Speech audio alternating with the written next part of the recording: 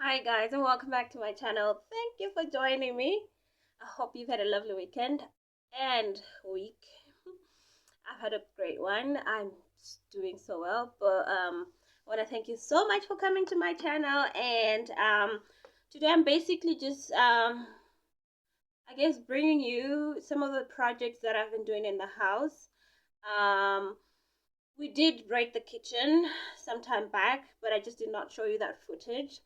So I'm just gonna bring you that footage of when I did demolish my kitchen, and I've been living like this with with a demolished kitchen for a while now. So you can imagine it's been a bit of a havoc in my house, not having a kitchen.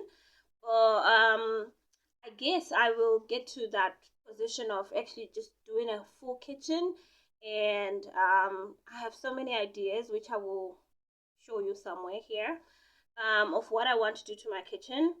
But yeah, it actually became a family activity. It was me and my kids and the demolishers that broke the kitchen for me. And my kids wanted to join in, and it was just nice just to do it because this is our home. So we wanted to be part of whatever this home will become. So we loved to demolish. It was like, I don't know, it was like a stress reliever. And in breaking the house, especially by the sink area, we realized there was actually water building up at the bottom. It did not go in the foundation or anything like that. Or it was just water gathering at this little corner. I don't know why. And the plumbing in that area was just okay. There was no leaks or anything like that, so we don't know what happened. Literally, do not know what happened. But it was fun.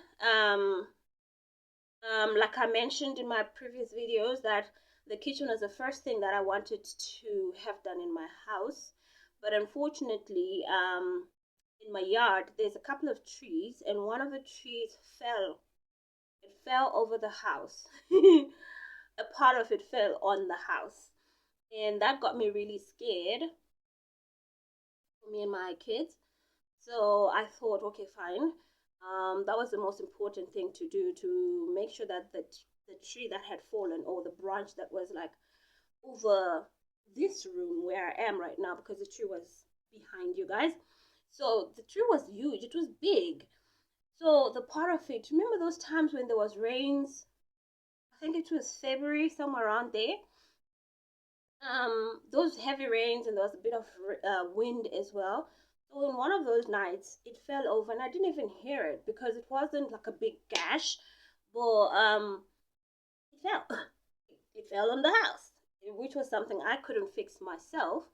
So in realizing that the tree had fallen over the house, there was another tree in the front of the house.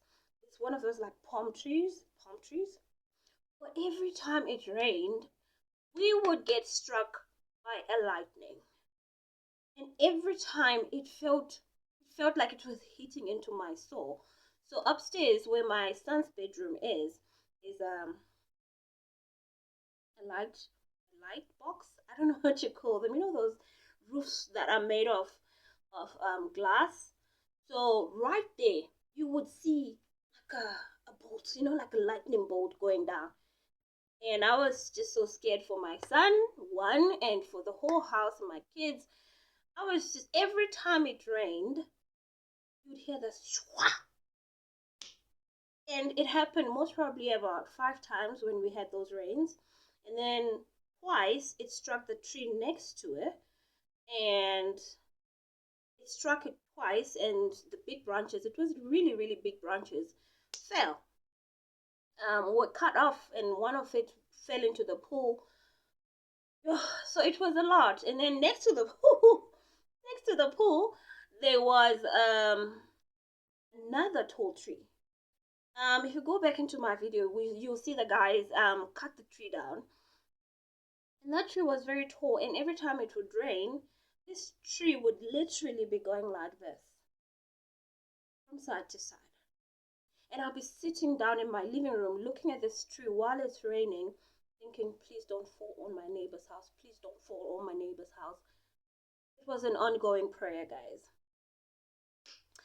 So I guess it was a blessing in disguise that this tree behind you guys fell over the house, and then I just decided, okay, fine, let me cut all the trees around the house. So that's what happened when I was planning to do the kitchen. So, so the kitchen had to be on hold because I had to make sure that the trees around the house were all cut down and removed, and just to put me on a I don't know. I needed to be safe. I needed to feel that none of my trees on my property would damage the neighbor's property or my property for that matter, or my children, put my kids in harm in any ways. So that was very important for me to do. So when I did, when I did cut the trees, guys, it was, yeah, hectic. Cutting trees in South Africa, I guess anywhere else really, is a bloody expensive thing to do. My goodness, guys. Yeah. When I was looking for quotations, some of these quotations, I thought, am I buying a little runaround car? Because that's how expensive it was. It started from about 60,000, 40,000. And I was like, no, I'm not buying my son his first car, guys. You know? So, but it was pretty expensive. It was very expensive. Like I literally thought, yeah, I'm buying a little car. But it had to be done. It took about 2 days, and the guys were super professional. Like my yard was clean by the time they left my house. All the trees were cut. They took directions very well. Like I told them, the tree behind was the biggest tree in my yard. But right now, guys, you don't see nothing. You don't see even traces of that tree because they also killed the roots, and they said they would come back to my house to dig the roots out and then clear everything. So the tree is literally gone, and then they left they killed the roots. So we're just waiting for the roots to die out all the way down, and then they'll come and dig up the root, right? And then they carried everything. There was no leaves. There was no trace of tree cut in my house, except for the logs that I wanted. Obviously, we're in South Africa. We do have braais, and I like a fire, to be honest. So a lot of the trees that were cut, I told them to not take the big logs, chop them up in great pieces, like pieces that I can carry as well, so that if I want to do like a fire in the yard in next to the pool, we can have a beautiful fire with those logs. So they did collect them, and then they put them at the back of my house, which was great. They were super professional. They did all the job. One thing that they did with the tall tree, they dropped everything into my pool. Till today, I'm still struggling to clean like my pool, to have it that sparkling blue because there's still some debris in it. It's clean, but okay, I'll show you my pool. It's clean, but there's just some stuff in it that I'm struggling to take out. I did call some swimming pool cleaning guys, and they called it hoovering the pool. They vacuumed, yeah, that's the word. Vacuumed the pool, and then they said it was clean. When they left, it was clean. But obviously everything, the little debris, they settle down at the bottom of the pool. So that's what I'm just trying to clean. And obviously with the winds that we've been having lately in August, um, some of the dirt from the garden goes in there. But I'm just, yeah, I need to clean it up before summer comes because I know my kids would love to spend every day in the pool, every single day in the pool. But yeah, so that was why I couldn't do my kitchen, because I had to look after my yard and make sure that my yard was was safe for my kids. So the kitchen plans right now, my kitchen functions. I managed to put a functioning kitchen. I took out all the stuff. I called in some guys to take out all the stuff that was hanging around, that was dug up and stuff like that. And then they did the plumbing so that it could be on one side of the wall. And then we just added in a sink and they connected my dishwasher and my washing machine and like a cupboard. So it functions as a kitchen, but I don't have a stove, like a stove that I really want. So I've got a makeshift stove. So those are some of the stuff that I really want to have done. Especially this year, I want my kitchen to be what I imagined it to be, which will be. We just gotta move with the time, right? We gotta roll with the time. So, in saying all of that, I will show you some clips when we did demolish the kitchen. But my dream for my kitchen is huge, and I think I have to be patient to get there as well. But I'm not in a rush. Like really, I'm not in a rush. Rome was not built in a day, and I'm not out here to try to impress anybody with my life. I'm really here to show you the struggles that we face in life, because nothing is perfect. If somebody is showing me a perfect life, good for them, and I'm happy for them. But my life is not perfect. I work hard for the money that I make, and some of it has to really go to the mortgage. It has to go to the mortgage. It has to go to school fees. It has to go to food. It has to go to fuel. It has to go to all the important things that life requires.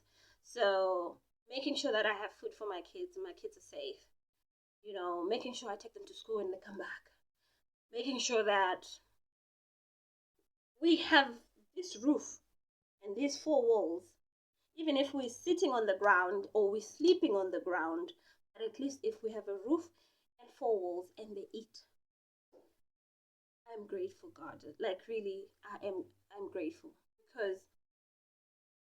there was a time that I didn't even know that this could be possible.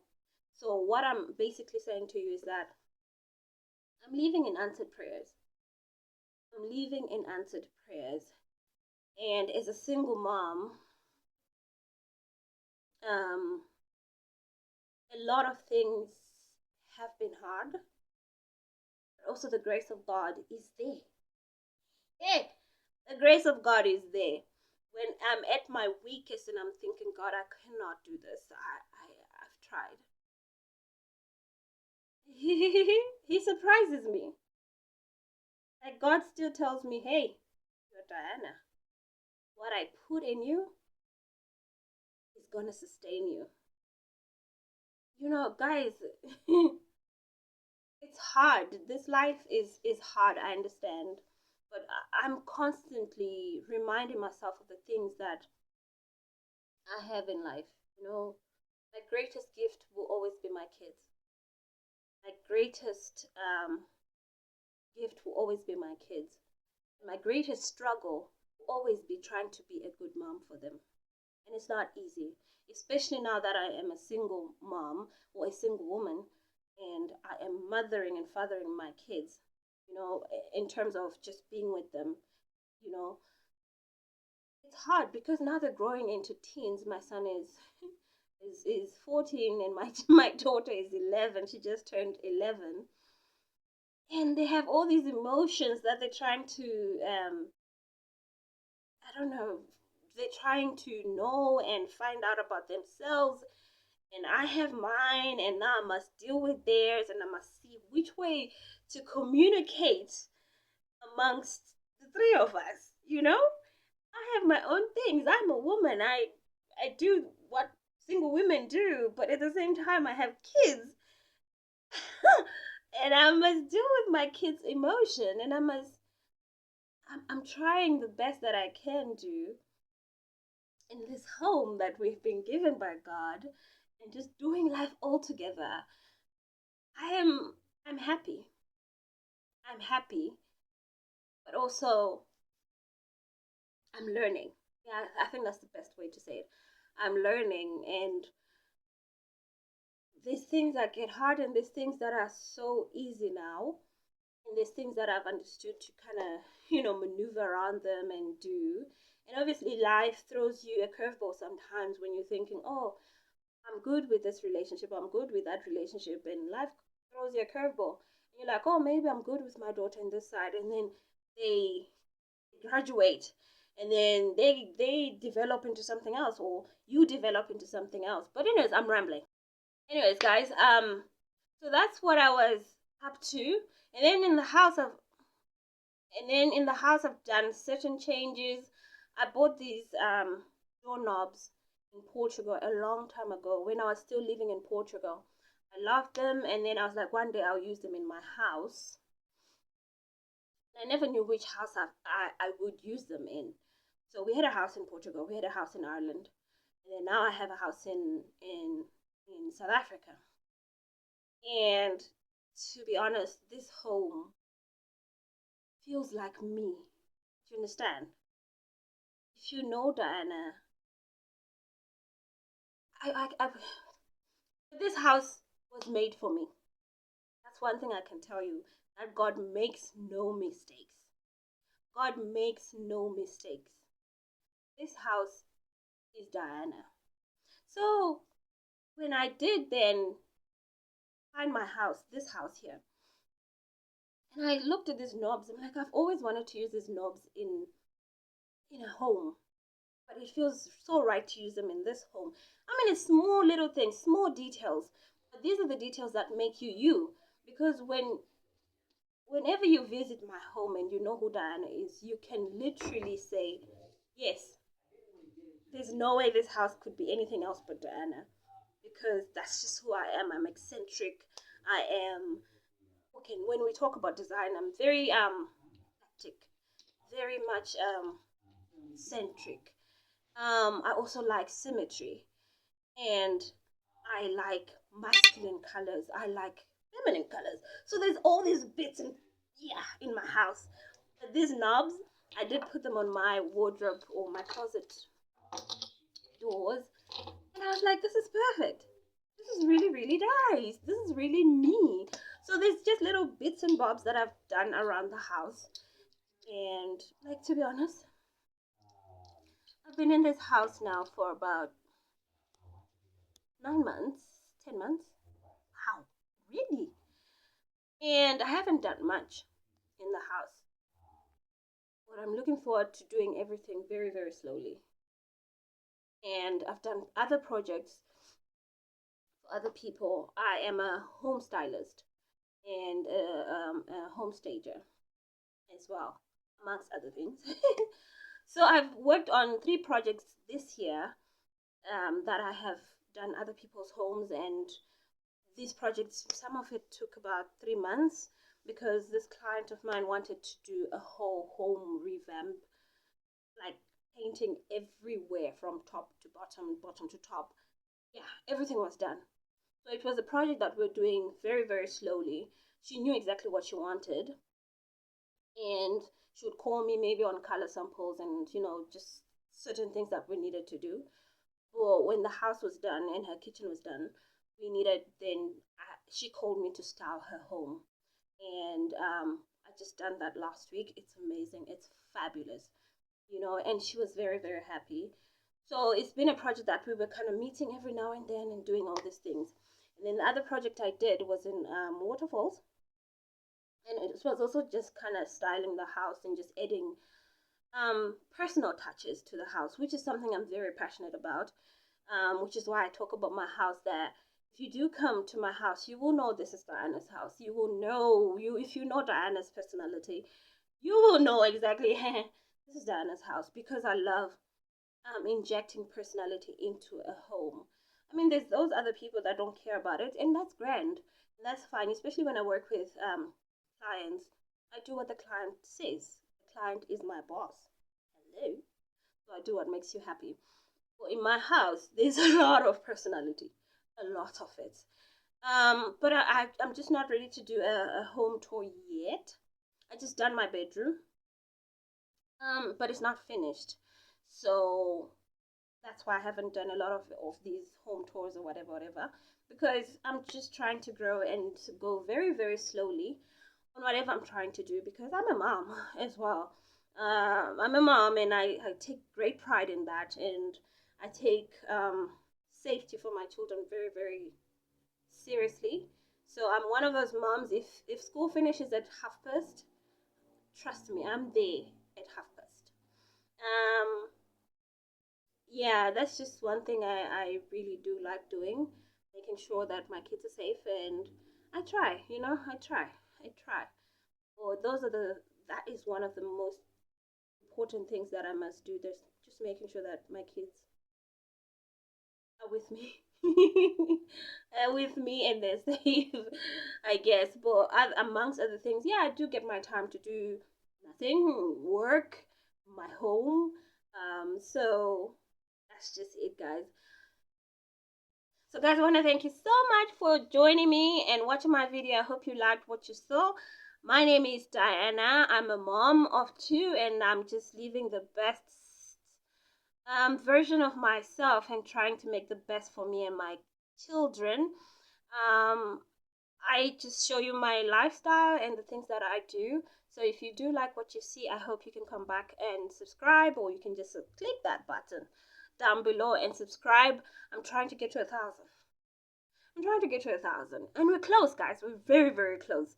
So help me get to 1,000, and hopefully you like what you see, and we can get to communicate down below. So, anyways, thank you so much for joining me on this video. I love you. I'll see you on the next one. Bye.